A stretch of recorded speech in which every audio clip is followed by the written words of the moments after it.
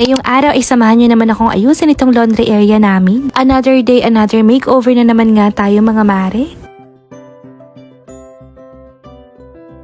Noong nakaraan order ako nitong rack para ma-organize ko na yung mga gamit namin sa labas. Ito nga ay gagawin kong taguan ng mga timba, laundry basket, at kung ano-ano pang mga gamit na makikita nyo mamaya. Hindi ko na nga papahirapan ang sarili ko at pumili talaga ako ng rack na madali lang i-assemble. Ang pinili ko ay yung ganito na isushoot mo na lang at hindi mo na kailangan magtornilyo. Sinukat ko din kung magkakasya ba itong mga laundry basket namin dahil ito yung ilalagay ko dito sa baba. Wood nga pala itong pinakapatungan niya at lalagyan namin to ng varnish kapag nakabili na kami. Ang dali nga lang i-assemble nito at maya-maya pa inatapos na rin ako. Bumili nga rin pala ako nitong tolda para kahit umulan may silong yung mga gamit namin. Bumili nga pala kami ng bakal at nagpalagay ng frame para may kakapitan itong tolda namin. Ito nga yung araw na nagda-declutter kami kaya itong mga gamit ay nakatambak dito sa labas. Ito nga at inilagay ko na itong rack na nabili ko. At para hindi naman masyadong makalatignan ito at naglagay ako ng kortina. At gumamit nga pala ako ng tension rod para hindi ito malaglag. Dati nga ay sa rooftop pa kami naglalaba pero ngayon binaba na namin kasi andito yung dirty kitchen. Nakakapagod din kasi mag-akyat baba ng mga labahin. Ito nga mga mare at dito ko na rin tinago sa rack itong mga basahan namin. Tapos ito namang mga halaman ko ililipat ko ng pwesto. Sobrang nakakapagod nga ito dahil tanghaling tapat na ng mga oras na to. Pero tinuloy ko na para isang paguran na lang.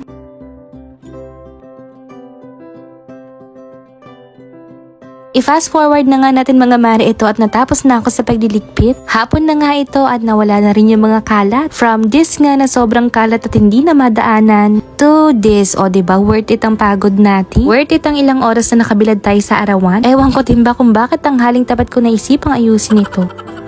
Inilabas ko na nga rin pala itong flip organizer para ma-organize na yung ibang mga gamit namin. Mga plastic organizer nga pala ito para okay lang kahit maanggihan. Nilabas ko na nga rin pala itong nabili kong lagayan ng tubig na paglalagyan ko ng sabon at Fabcon. Giisang buwan ko na nga ata itong nabili at ngayon ko lang talaga magagamit. Sa sobrang tagal bago ko magamit ay nagkabasag na at napaglaruan ni Donnie. Nagprint na nga rin pala ako nitong mga label para hindi magkalituhan kung alin ba dyan yung Fabcon o alin ba dyan ang sabon. Ang cute nga nitong nabili kong mini printer kasi tignan nyo napakaliit lang talaga niya.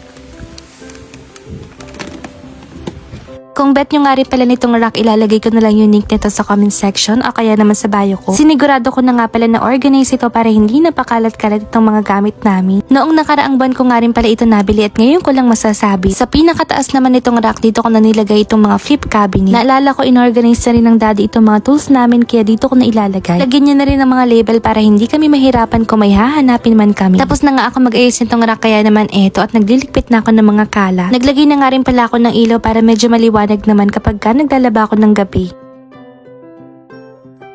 O siya magdidilim na nga rin pala kaya naman eto at nag-ipon na ako ng tubig para makapaglaba na. Ngayon din kasi yung araw na nagpalit kami ng mga bedsheet, kumot, mga cover ng sopa kaya eto at napakarami kong labahin. O siya ayan lang muna for today mga mare at ako'y maglalaba na muna.